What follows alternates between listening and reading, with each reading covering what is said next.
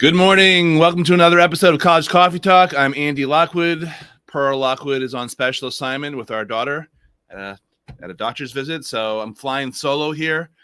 And I think I have a really important show to talk about in terms of questions that we get all the time. This is a big one. Should you apply early decision? What about early action? What about restricted early action, single choice, early action, double secret, platinum VIP, early action, regular decision, you name it. So today what I'm doing is trying to walk you through the various choices, explain what they are, and more importantly, help you figure out whether one of these choices or several of them are right for you. So, tall order today. I've got a lot to get through in a pretty short period of time. First, if you're joining us on College Coffee Talk, have a simultaneous coffee beverage or other beverage with me, as we usually do. 1, 2, 3. Say good morning in the chat. Let me know that I'm coming in loud and clear. Let me just make sure. Hello to Luke and anyone else who wants to pop in there. I see we've got a bunch of people coming on this Monday morning. And we'll get right into it. Luke, I assume that means you can hear me and everyone else can hear me. So I'm going to proceed. All right. Got some extensive notes here, which is a little unusual for me. But let's get going.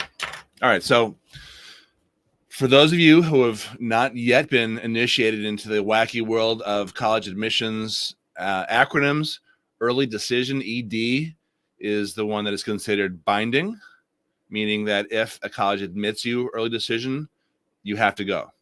However, that's not exactly true, and I will make some comments on that a little bit later. Then there's early action, which is not binding.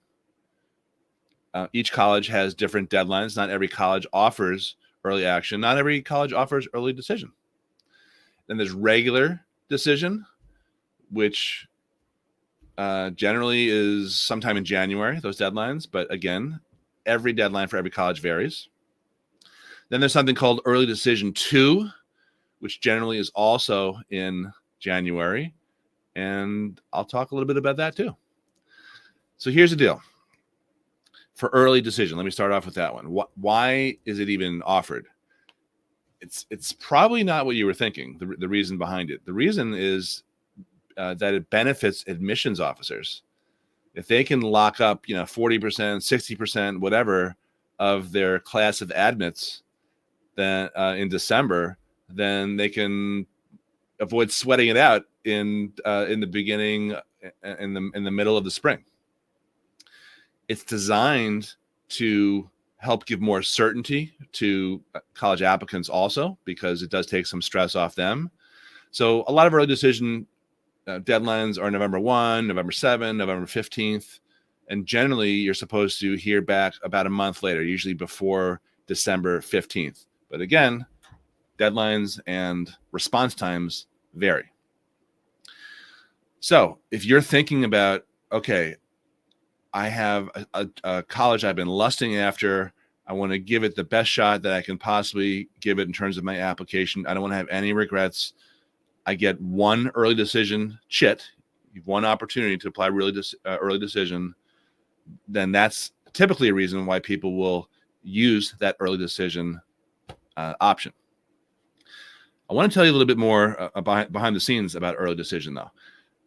Even if you're looking at the stats and you're thinking, wow, I have a much better shot at getting in, what you should understand is the story behind the statistics, which is that there's a lot of self-selectivity involved in these statistics. So, for example, a personal example, I was a recruited Division III athlete, played basketball, play slight artistic license, but I was on the basketball team. And when I went around to a few colleges my senior year with my dad, I met the coach at Wesleyan, where I ended up applying, and he told me something along the lines of, hey, I get 5 guys a year. Would you like to be one of them? And my response was, okay.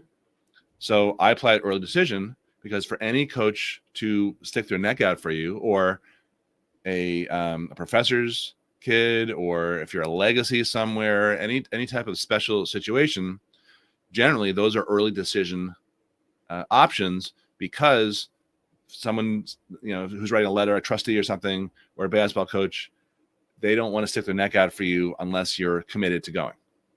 If you applied regular decision and you got in and then you said, thanks, but no thanks, I'm not going to go, that would be very angering to anyone who vouched for you. So that special category of people who have a little bit of an edge in college admissions, that's a lot larger than you think. That might be up to 2/3 of the incoming class at most competitive colleges, according to one of the admissions officers from Duke University, who wrote a book a few years ago that I read and still remember. So it does help, but perhaps not as much as the raw statistics might indicate. So here's the dilemma. Let's say you've got a list of schools, and this is, I'm right in the thick of this right now as I record this October 7th. The dilemma is, if you have a school that you've been, trying to get into and obsessed with since you were in utero, and yet you still have about a 2% chance of getting in, versus another school that you really, really love and you'd be happy to go there, and a 50% chance of getting in, but that's not the school you've been dying to get into since you were in utero. Which way do you go? How do you use that early decision chit? Is it for the emotional reasons, or is it for the strategic reasons? I can't answer that for you. I tend to come down on the strategy side, because I don't think there's much of a difference in most colleges. I think there's far more similarities than differences. And I don't believe that if you go to a certain college, you're going to have more success in your life than another one. But I know that that puts me in the minority, and a lot of people watching this probably don't feel that way. But in terms of the dilemma, that's the best way I can simplify it. Do you go for the super duper long shot because you don't want to have any regrets as you look back on this process in 6 months or less? I don't know how old your kid is or whatever, but there's I don't want to have any regrets. I want to leave it all out on the playing field and give it my best shot, even if it's a crazy long shot, versus am I better off being strategic and deploying my early decision shot at a school that's easy to get into? One more comment on early decision in terms of benefits and costs. I get this question a lot too. If you apply early decision, does that decrease your chances of getting the best financial aid award that you would possibly ever receive? I think that is a very possible scenario. It does not happen every time. Some schools will give their highest and best offer if you apply early decision. But personally, over my 22 plus years doing this, I like to have other offers that are better from rival schools to be able to play off against the main offer, the one that we're trying to improve. And you can't do that if you apply early decision. So those are my comments on early decision. Let me talk to you right now about the binding myth of early decision. And I can pretty much guarantee you that you will not hear this from your high school, from your guidance counselor, from most other parents or other people who are so-called experts or self-proclaimed experts. But here's the deal. No one can force you to go to a certain college, period. Let's just start that way. So that's my first point. Number two, if your child signs an early decision agreement and they're not yet the age of majority, they lack the capacity to bind themselves contractually. So that's another reason why early decision can't be binding. The third reason is, if you actually look at the early decision agreement, it says in there, and I'm paraphrasing, if you apply early decision and we let you in, you are bound to come unless the financial aid offer is not adequate. So the way that we have interpreted that here, Pearl and I, in our firm, is to mean that everyone who's applying early decision who wants to preserve that financial out, which I don't know why you wouldn't do that, should also apply for financial aid, even if they make $10 million a year and have $100 million in the bank. Because if your child gets in, that's great. You will not receive a financial aid offer other than loans. And then it's up to you whether or not you want to invoke that financial out, because there is no objective way to determine whether that financial aid offer is adequate or not. It's totally up to you. You are sole judge and jury. It is not some sort of standard set forth by the college or the Department of Education or the guy down at the deli or anyone else who's got an opinion on this stuff. Now, guidance counselors will never tell you this. Why? I think you can probably guess the answer, because they don't want to taint next year's and ensuing years cohorts of kids who apply to that school, because there's this myth at most high schools that, the reason that no one got into Duke this year is because 26 years ago we had a kid who did get in early decision, and then he decided not to go. So since then, for every year, we're cursed, and no one has gotten into Duke because they remember that institutionally. That's just BS. Okay, but even if it were true, that's not your problem. That's your school's problem. If you go to private school, that's their issue. If you go to a public school, that's the district's issue. But it's really false. That's fake news. It's fake lore, and I wouldn't worry about it. And I'm not an expert on ethics. For God's sakes, I'm a college advisor, right? But in my opinion, your highest duty of loyalty is to your own family, not to your school or your school district or whatever. Now, if you have another kid coming up in that same high school or that same district, maybe there's reason to not piss them off, right? But that's just the way early decision works. So you can get at it. It is not binding. I don't care what your guidance counselor says. They have their own agendas. I don't. You shouldn't either. I don't want to tell you what to do, but that's my opinion. Okay. I see some questions coming in. I'm going to get to them. Let me just power through the rest of this discussion, and then I will go to the Q&A, go to the lightning round. All right, early action. The thing about early action is ostensibly it was designed by the colleges to help take the stress out of applying as a high school senior and their families. But I don't think it's really turned out that way. So early action deadlines, this is non-binding. I'm not talking about restrictive early action or single choice early action or anything else. I'm just talking about plain old vanilla early action classic. Early action means that if you apply early, we will try to let you know early whether you got in or not. So those deadlines are usually in November also, November 1, November 15th, and you should hear sometime in December, except because of test optional policies and because of the rise in use of the common application, colleges have been inundated with college applications over the last 3 years. And they haven't staffed up. They haven't hired more people to review these applications, but instead they've had to do things like defer 50 to 80% of the kids who apply early action because they just didn't get a chance to read all the applications. So instead of decreasing stress, what they're really doing is saying, okay, it's December, we can't let you know. We're going to defer you until March, until the regular round. That's more stressful because when you get deferred, it doesn't feel like it's good news. But it's not bad news, by the way, but it's not good news either. It's no news. It just means that they're deferring you to get a chance to read it or to see what else comes in. Another dilemma or issue, I should say, that comes up a lot when I'm working with kids and considering which schools they go early action to is understanding where they sit in that cohort that is also applying early action. So generally, the kids who apply early action are the ones who do everything early. They're the top high achievers. But in terms of GPA or rigor or ACT or SAT scores, you are not in that top of the cohort. You may want to hold off applying early action because you don't necessarily need to throw yourself into that universe of super high achieving nerdy kids. You may want to wait until early decision. And now you may be wondering, well, is there a downside to doing that? My answer is there is no statistical evidence that I've ever seen, and I do look at these studies pretty much every year, that shows that your odds of getting in are better if you go early action compared to a regular decision.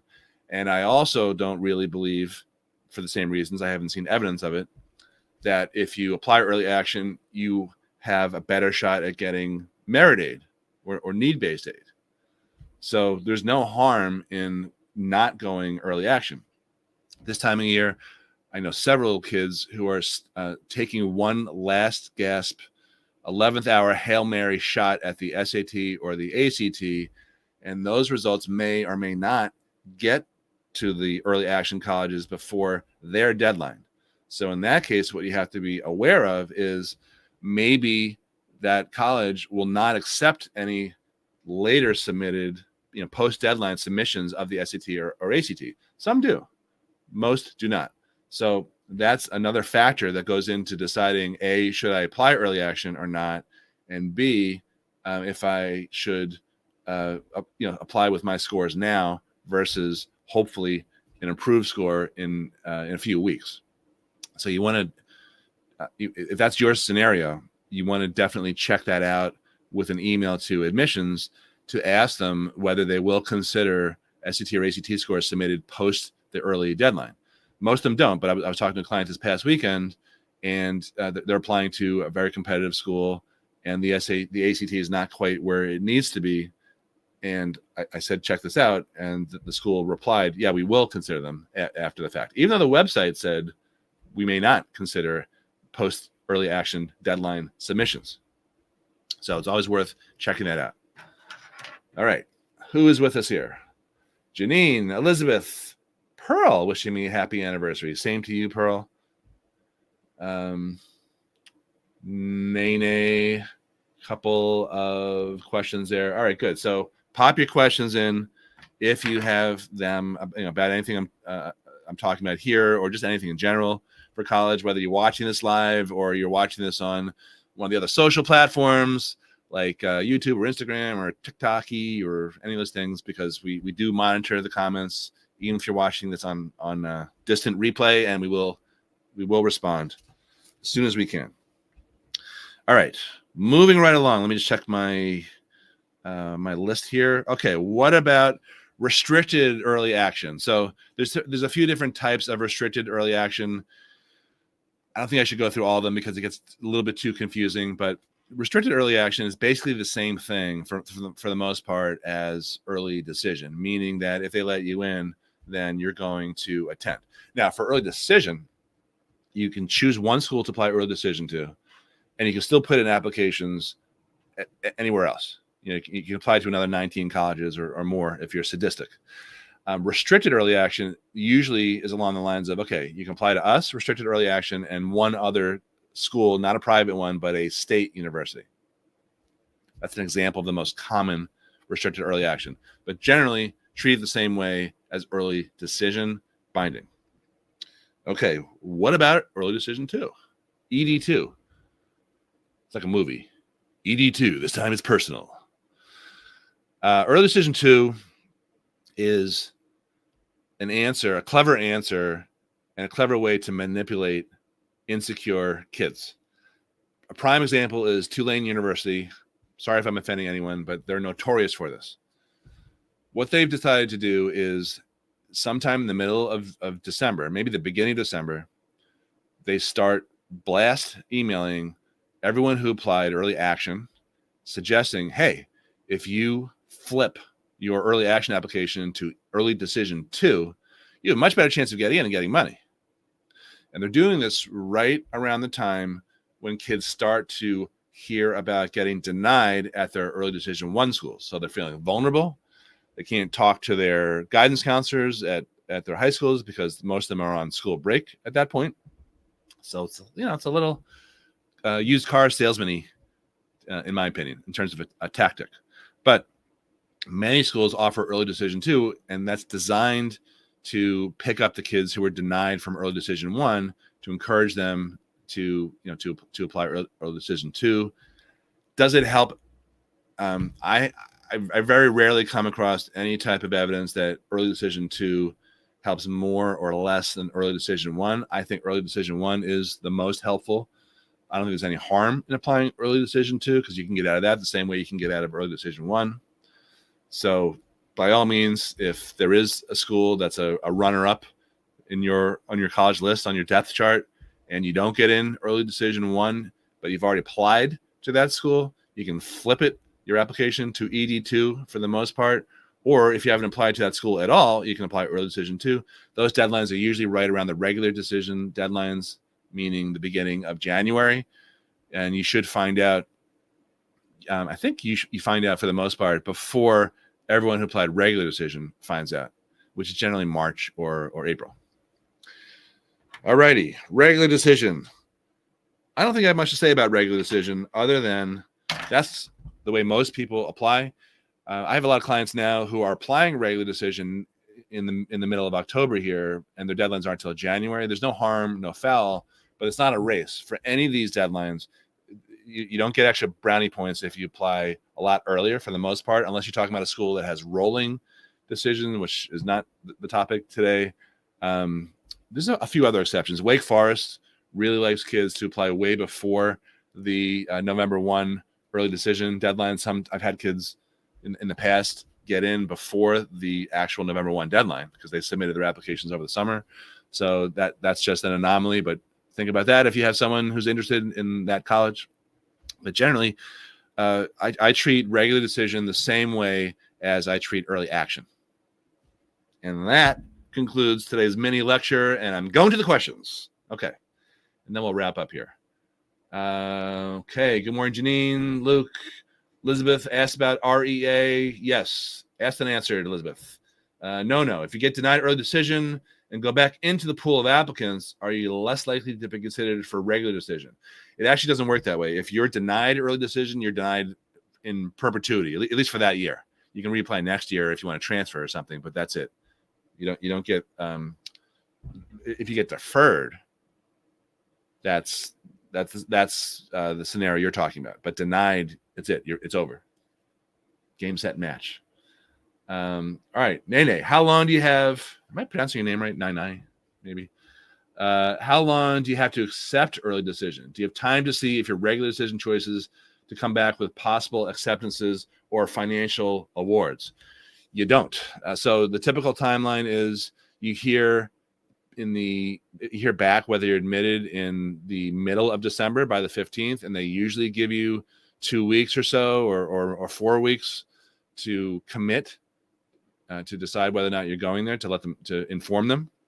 And then that's it. Most of the other applications that you submitted, even if they were submitted in October, you won't find out until, usually somewhere around February, March, sometimes even April. So, but you can still invoke that financial aid. We've had kids do that over the years, even after the fact, even after they said yes to early decision. And I know that's going to sound controversial to somebody watching this, but I swear to God, it's true. I swear on the love of my life, Pearl, and our anniversary, our 29th anniversary, that is true. I'm giving you the truth, the whole truth, nothing but the truth. Elizabeth, I hate to ask you to repeat. Well, I love repeating, so we're aligned here. But not so many questions here. Can you repeat about the REA? I did not think it was anything like early decision. Yeah, it basically is. You have to look at the actual terms, but for the most part, REA can be a lot like early decision. The description seems to me that you can't apply anywhere else ED. No, that's not true. You can apply anywhere you want, another 19 colleges, early decision. But if you get in, they say it's binding, and I've discussed that already ad nauseum. Description seems to mean that you can't apply anywhere else ED, but you can apply to place early action or even REA. Please help me understand. Yeah, if you apply ED, you can submit another bunch of applications. If you apply restricted early action, you probably can't do that. Okay. Dear Lord, that's funny. Daniel the Swaddler Ticcio, I thought you would have liked Colombian brew rather than French roast. False. I'm going with Duncan today because Pearl's not with me. Do we have any other questions? I mean, after that question, I don't know where we go from there, but last call for questions. I hope this clears up a lot of the confusion and urban legend and fake news about early decision, early action, restricted early action, single choice REA, all that type of stuff. it's kind of hard to find this information out there. And like I said, I think a lot of guidance counselors or school counselors, not only at public high schools, but private high schools, I think they get this wrong. I think sometimes they get it wrong on purpose. I don't think that happens all the time, but I know you're not going to hear this from whoever is telling you about this stuff at high school. All right, Claire, you get last question here. How do you switch from EA to ED2? Aren't you already being evaluated for EA before the ED2 deadline? You will not hear back for your early action decision until after the ED1 deadlines come out.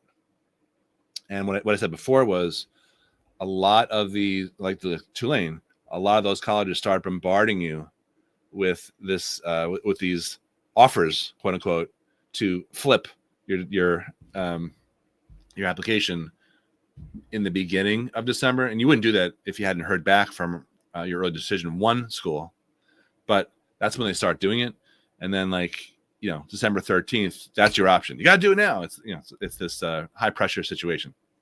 So for the most part, they will pressure you to flip before you hear back from ED1, but you won't hear back from your early action schools before that, that pressure comes in.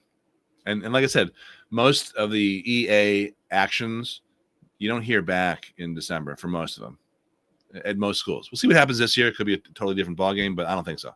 I think this year there's going to be more deferrals from EA, just like last year. Maybe not as many, but I think there's going to be mostly deferrals from EA. All right. Thanks for watching.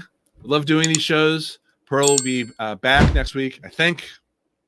I have a lot of travel plans this month, but it's always a pleasure to be here. And like I said before, wherever you are watching or listening to this, whether it's on the podcast, the College Admissions Edge, or any of the other platforms, if you have questions, you want to reach out to us about anything college admissions or scholarship or financial aid related, just pop your comments in and we will do our best to respond. Have a great week. Thanks for being with us this morning. Bye-bye.